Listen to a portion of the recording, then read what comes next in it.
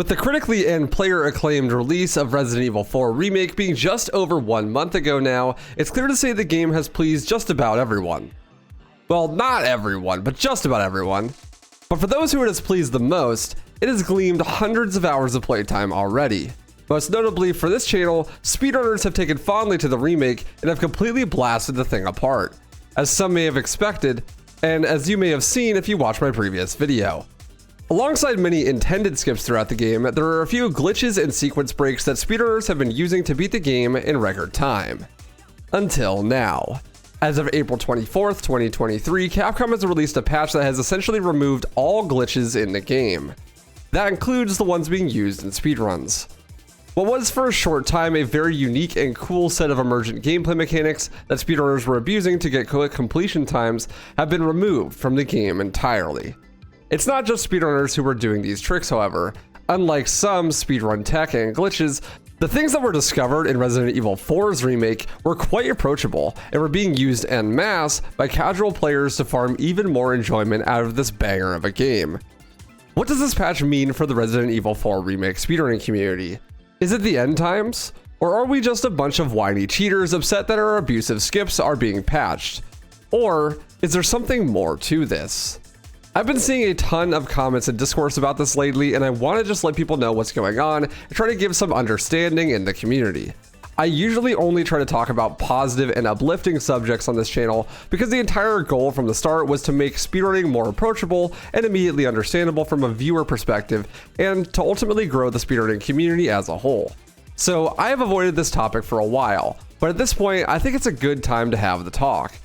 And I have finally crafted my take on it enough that I think I can have a nuanced discussion about the subject without attacking anyone or disrespecting anyone on accident.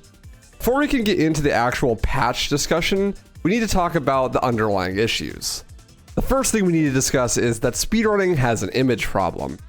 Not in the way that would immediately sound. Nearly from the start, speedrunning has been an insanely niche subgenre of competitive gaming, but even since then, it's always been one that's open to new people and perspectives. Especially with the arrival of games done quick, speedrunning's public perception has been on a constant rise in the last years. With a ever-expanding audience, it has kept its inclusive and friendly nature, barring a few incidents here and there, of course. But in actuality, the reason why speedrunning has an image problem has nothing to do with the community itself, but the act of speedrunning itself. Speedruns are confusing. The concept is simple in principle, completing a game as fast as possible. But the way that this changes how a game is played is an infinitesimally deep phenomenon.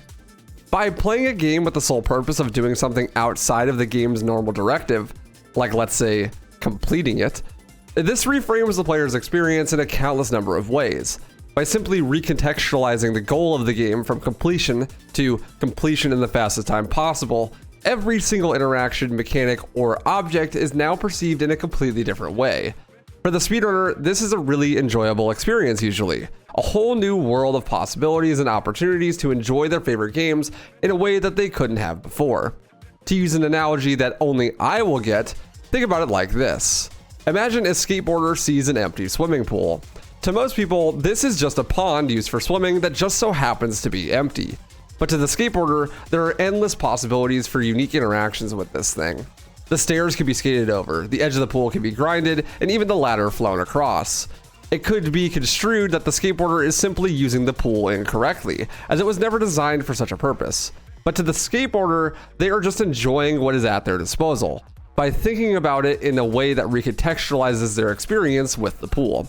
The same can be said for a speedrunner. Most games were never designed to be completed in record times, and even the ones that are usually don't account for all the possible strategies or the level of dedication that can be potentially put into such an effort.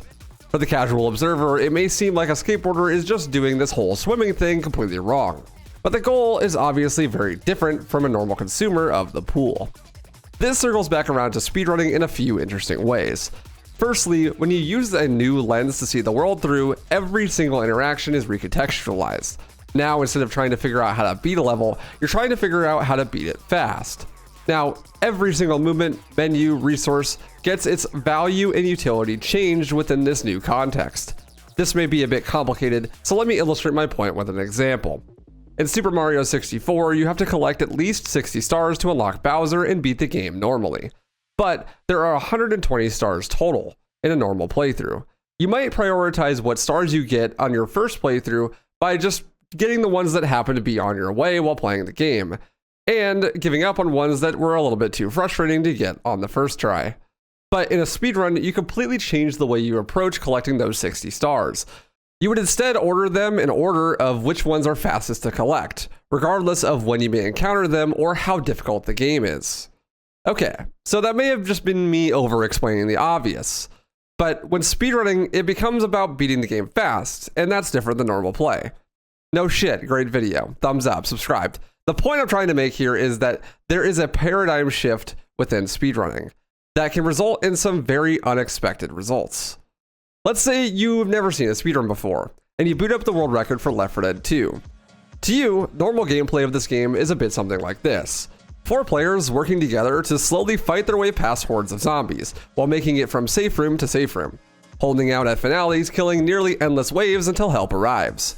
But when you boot up Vogeltech's magnum opus of a speedrun, this is what you see. The guy starts on expert, kills all of his teammates, then changes the difficulty without opening the menu, then bounces at an ever-increasing speed to the end of the level. Then at the finale, he stands at a spot where zombies can't reach him, and the event ends in insane time. This is a pretty extreme example of what can happen when changing the objective of playing the game. But it's not even the most extreme example I can think of. These alternative methods of playing the game, these meta shifts, are exactly what makes speedrunning so fun. But it also is exactly what makes speedrunning so hard to understand. And if there's anything I've learned in my few years, it's that people hate what they don't understand. So if you're watching this run for the first time and you have no clue what's going on, it's understandable. And it's also understandable that you would react in some ways that have been very documented in the past few years on YouTube's very own comment section.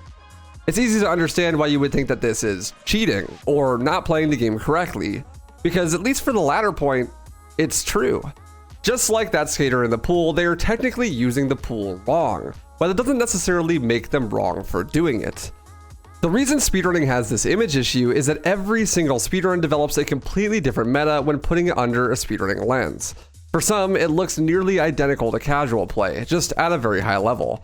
For others, it's completely unrecognizable and damn near unwatchable without an hour-and-a-half long Tomato Anus video to parody it. Each and every game has its own unique interactions, and these interactions are shifted in all their own unique ways when seen through the lens of speedrunning. This shift, the changing of lenses, makes for some incompatibility with the casual observer. For the uninformed viewer, the bigger the shift lens creates, the harder it is to understand or enjoy, and the less we understand, the more we hate. Over the years, many, including myself, have sought to close this gap, to help others see through our lens of speedrunning and appreciate our niche way of approaching games. And I would say that we've more or less done a great job. Every year, speedrunning becomes more and more popular, and every day, the rabid YouTube comment section gets less and less rabies infested. Even with our best efforts, though, this mountain we have taken on the task of climbing may be higher than we could ever have imagined.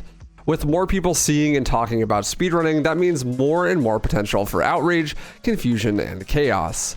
That is why I wanted to make this video, to elaborate on the specifics of Resident Evil 4 Remake's circumstances, and to inform people about the issue at hand. And I promise, it's coming back around to that. Some of the biggest hurdles on this mountain, though, have to be the version differences and glitches. We'll start with glitches because they're the most immediately understandable subject at hand. A glitch is, well, hard to define, but for our discussion, we'll basically just define it as an unintended or unexpected use of overlapping systems or mechanics. Basically, when you're using stuff going wrong to your advantage or exploiting an underprotected set of circumstances in the game. Let's give another example.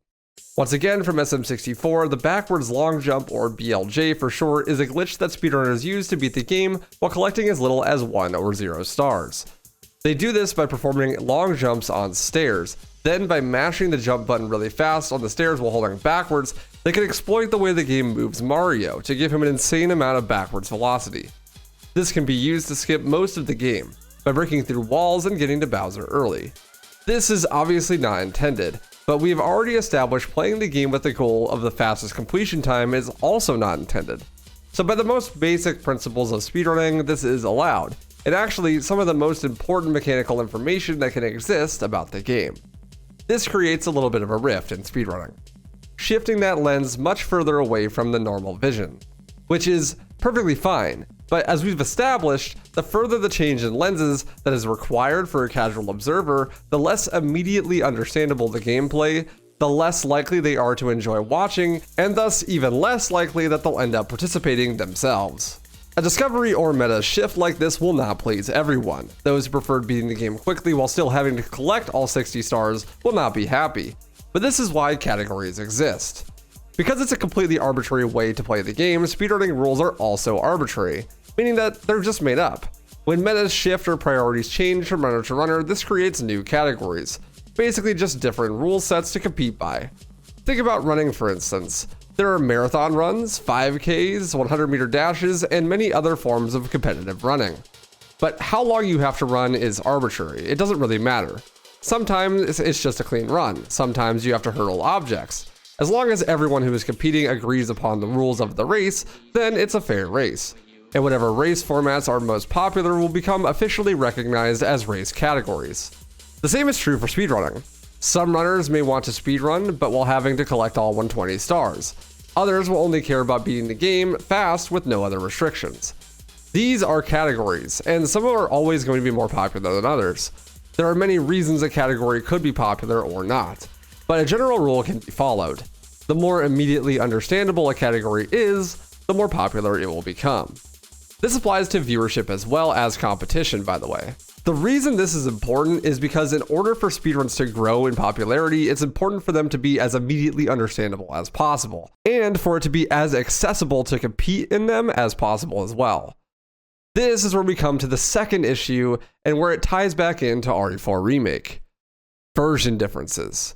Since the dawn of video games themselves, games have been released in incremented versions.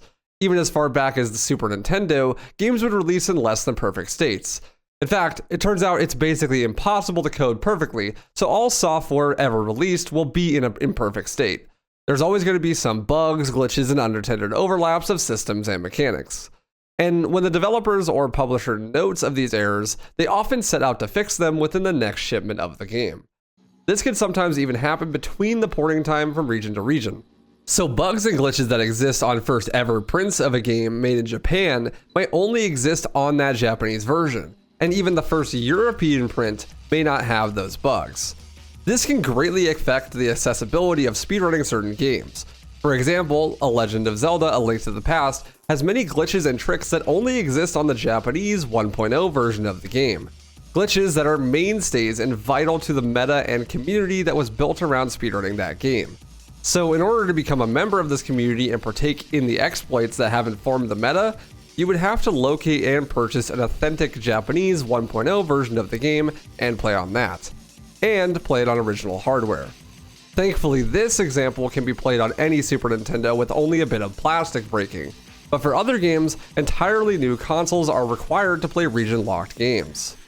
This greatly decreases the accessibility of such speedruns, and thus hurts the community's growth potential. One might think that you could just make a completely new meta that plays on a newer version of the game. That way, there is no accessibility issue. And this is true. You could, but for those who are really dedicated, the determining factor here is going to be what is fastest and what has the most fun metagame. If the tricks and glitches make the game faster and or more fun, most will opt to buy into the extra cost of an import just to get it.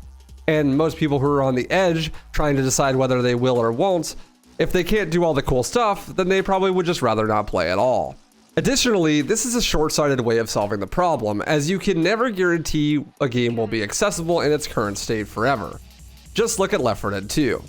The game stays stagnant from updates for nearly 13 years, the entire speedrunning community building itself up from nothing and optimizing the game, under the assumption that the game would receive no new updates, even creating an all campaigns category where you complete all of the game's content in one speedrun.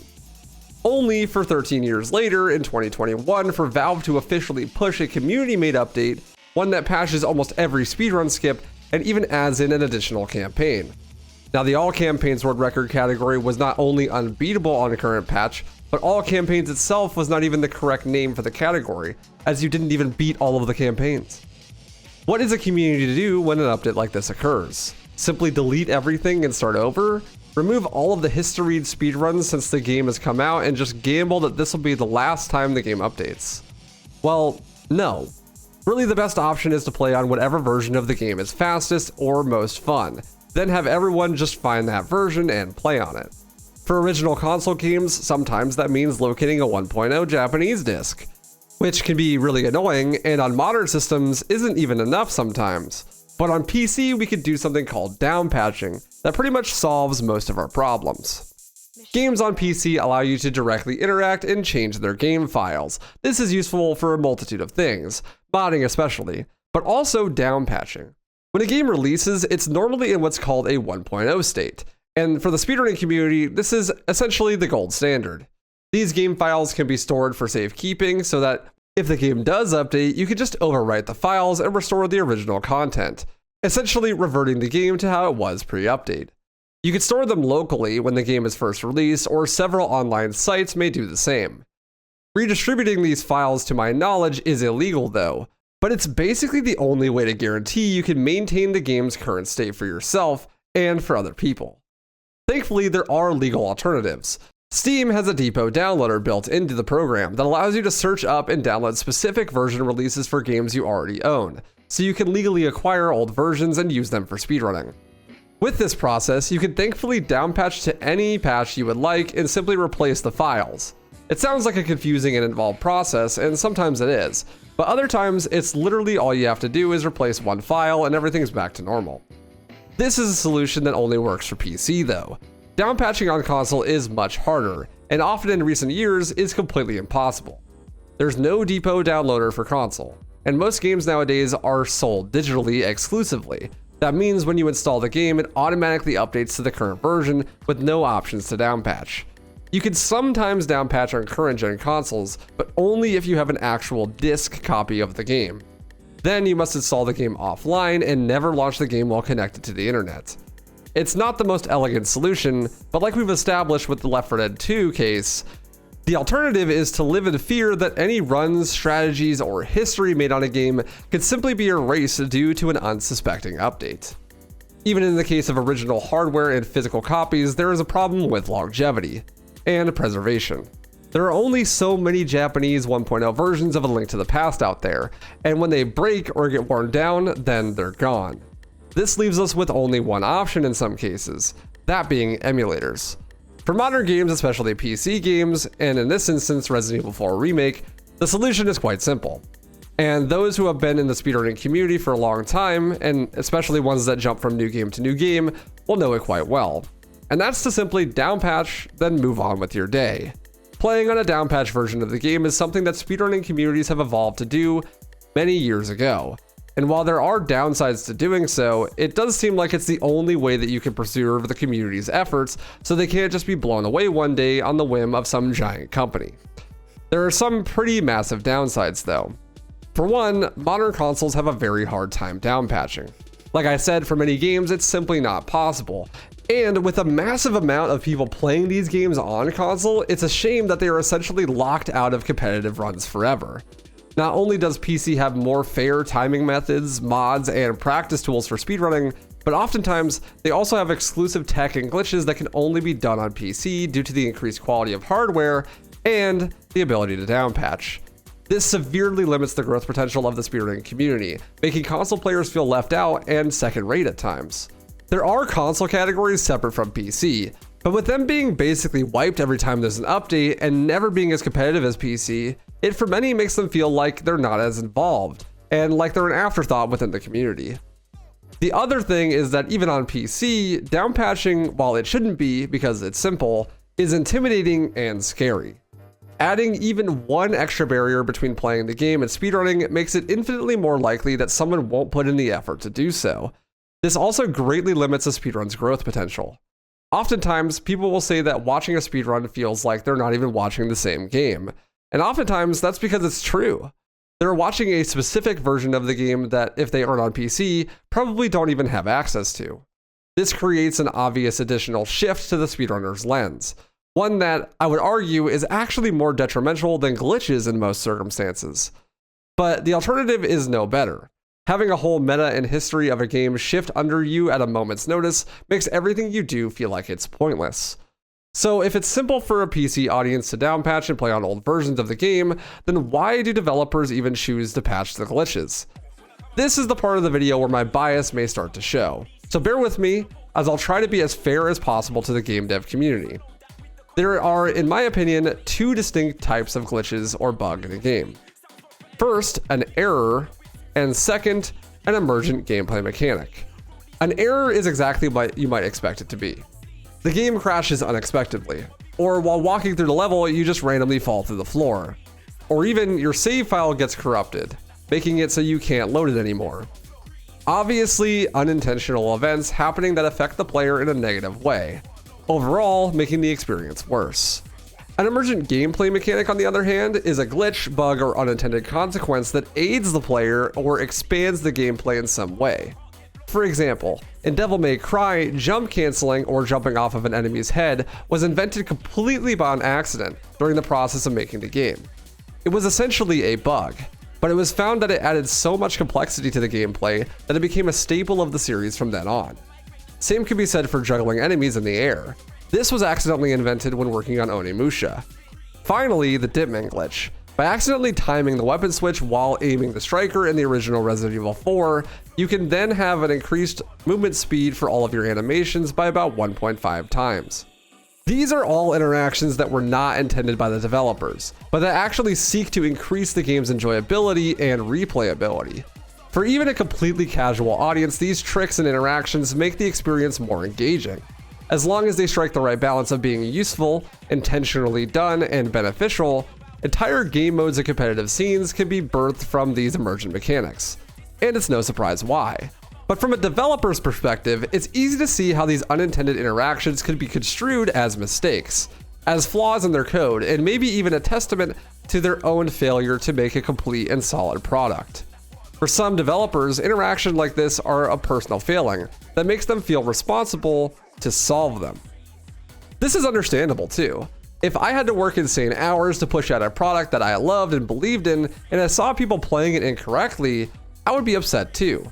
Because no matter how much the player experience is improved by skipping the Wrecking Ball section in Chapter 14, at the end of the day, the developers wanted you to play that part. For many games, this is the sole reason that these things are patched out. But to me, that just doesn't make much sense. I do agree that there are issues in the game like crashing, randomly falling through the map, soft locking, getting stuck, and the sort, and those should be patched. They can happen in normal playthroughs just by accident, and can ruin the experience, so they should be resolved. But when it's something like using a sniper rifle to displace your hitbox instead of a door, then flicking around fast enough and mashing interact to open it from the other side, it's like, certainly you couldn't do that on accident. Anyone who's doing such a maneuver would be doing so willingly because they think that doing it will enhance their experience. And if they didn't want to be able to do it, they would simply ignore such things and play the game normally, as most people do.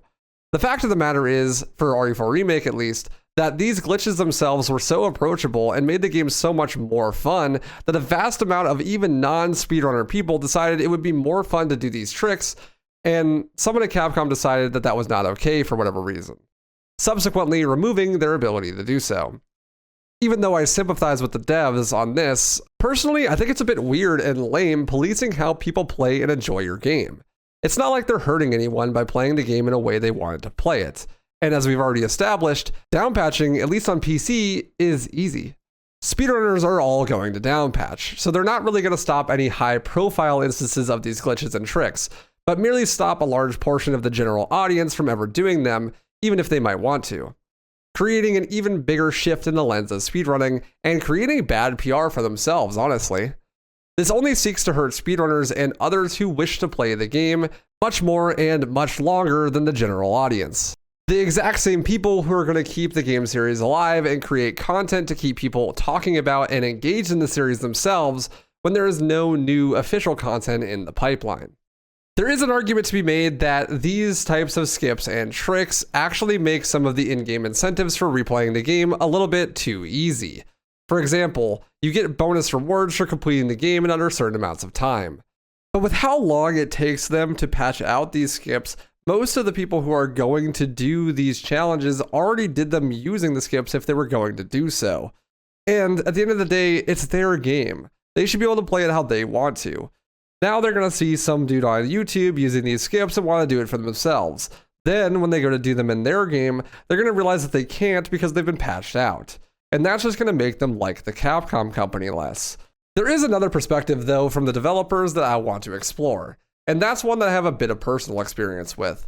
In some circumstances, big publishers and executives see these glitches and tricks and don't understand the social implications that they could have. I believe that the thought process is something like this. They see footage of Master Chief flying across the map at an undefined speed from a fusion coil, and they don't see the happy face ecstatic to be doing something so fun in the game. They simply see that it is the game breaking. And the game breaking equals broken game equals Cyberpunk 2077 equals worse sales.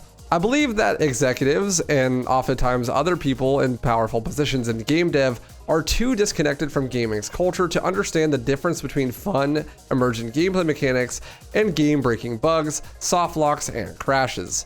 So they put them all into one big pile and demand that the developers fix them, even if they only serve to make the game better. I know specifically, at least in the case of Halo Infinite, that many devs love the tricks and skips that were being done in the speedrun. And I ran the game at Games Done Quick, and over 30 developers donated saying many encouraging things. A few of them said some pretty ominous stuff though that gave me a lot of perspective as to why something like this could happen. 343 Dev here. I actually fought for the prison tower to be enterable before you clear the lockdown, which wasn't even that hard without fancy tricks. But it got vetoed by the higher-ups, sadly. Sad. Many said things alluding to scenarios where developers wanted to keep something in, but corporate made them remove it, specifically when it comes to skips and glitches. This is obviously an outdated mindset, but what can you do? When a multi-million-dollar company tells you to fix a glitch, even if you don't want to, you fix the glitch. Because at the end of the day, what the boss says goes, because he's the one that pays your bills. Regardless of the reason, it won't hurt the core speedrunning community directly. Downpatching does greatly limit the accessibility of speedruns, basically removing console from any competitive landscape and creating an even bigger shift in the lens of speedrunning that makes it less immediately understandable and even less approachable. But is this Capcom's problem?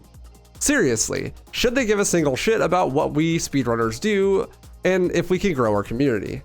While I'm a huge proponent of the speedrunning community and I think it does many good things for game dev as a whole, I honestly say no here. In fact, I would prefer that the gaming industry as a whole simply didn't know speedrunners existed. A friend of mine said it perfectly. The best relationship speedrunners and developers can have with each other is not knowing each other exists. While downpatching does seek to hurt a game's immediate accessibility, that hasn't stopped speedrunning from growing into one of the biggest subcultures in gaming. And as long as it's possible to downpatch, then developers can update their game as much as they want, removing or adding in new content, glitches, skips, and what have you. I don't think it's a healthy mindset to want the developers to cater directly to speedrunners. We are an infinitesimally small portion of the total player base, and what makes speedrunning beautiful is it's a lot like skating in a pool. You aren't supposed to do it, and because of that, there are a million beautiful possibilities that emerge. As long as it remains possible and legal to downpatch, then I really see no issue with it. Speedrunners will just downpatch. It's the unfortunate but imminent side effects of speedrunning a new game, but even as far back as SM64, this has always been the case. As long as it's possible, but it's not always possible, and that's the biggest thing that scares me about this problem. One last time, I'm going to go back to the Halo Infinite example. Halo Infinite is a live service game, so that means it will constantly be getting updates, and the single player and multiplayer are attached to the same launcher. This means there are checks in place to make sure you play on the right patch of the game. So when you launch Halo Infinite on certain downpatched versions of the game, it'll get to the main menu will check your version with the servers, and if the server comes back without a match, the game will instantly crash, making it impossible to play Halo Infinite on some downpatched versions. The original launch release version actually works fine, but sometime in later months, this check was added and caused the game to crash if there's a version mismatch. This would be fine, except for the fact that the first release of the game is not the fastest version. The same patches that added this check also accidentally added what are called fusion coil pinches. Without going into too much detail, it essentially saves about 1 minute in any percent and nearly 8 minutes in all mission speedruns, making it the definitive version of the game to speedrun on. But unfortunately, after this update passed and the next one came, it was discovered that coil pinches were removed, and that the game would crash when launching on that version. After weeks and weeks of trying to find alternative solutions, it turns out the only way to make the game not crash was to completely disconnect your computer from the internet.